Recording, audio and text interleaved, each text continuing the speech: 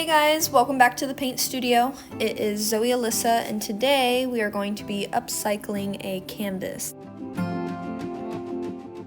So this canvas I did find at a thrift store. It is someone else's art. It may seem kind of mean that I'm covering someone else's art, but in a different aspect, this is actually very sustainable to use secondhand art supplies. This painting very well could have got thrown away. Instead, it was donated for the chance to be used again. So that is exactly what I am doing. First thing you're going to want to do to repurpose a canvas is, of course, refinish it or gesso it. This is going to give you a great surface to start your underpainting. I ended up mixing a little bit of quinacridone magenta into my gesso, as well as a little bit of neon pink.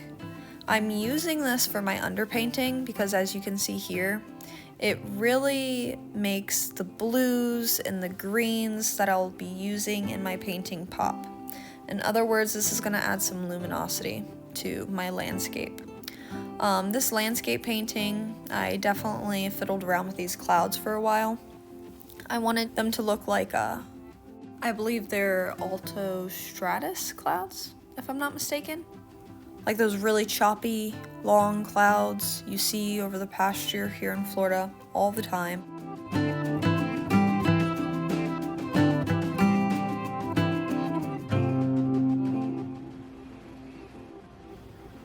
So now I'm coming in with a water-based Tombow marker. This is just going to allow me to do some clean mark making and add in some components here. Typically when I paint, I try to use my darker values first and slowly work up to my brighter values. It's also good to note that I treat the sky and the earth as total separate entities, my painting being the platform which two worlds meet. I notice I really favor my paintings that I don't overwork, so coming in with a pencil or here, for example, a water-based marker allows me to put down a little bit of foundation, sketch directly on my painting. That way I'm not using so much paint. If you use too much paint right away, building the composition of your painting, you will cover a lot of your underpainting. This can result in a final piece that looks a bit muddy, so we definitely do not want that.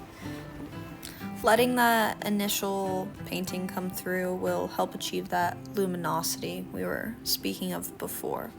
And it adds an element of airiness to your painting as well.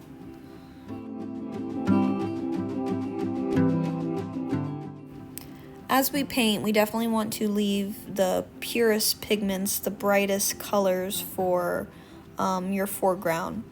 Keeping those brightest colors towards the front, technically closest to the viewer, that helps you achieve depth because naturally, just with light interference and the way light works with color, or makes color happen, kinda, as things get further away, atmosphere tends to interfere with color. So things that are usually the furthest away from us aren't the most vibrant.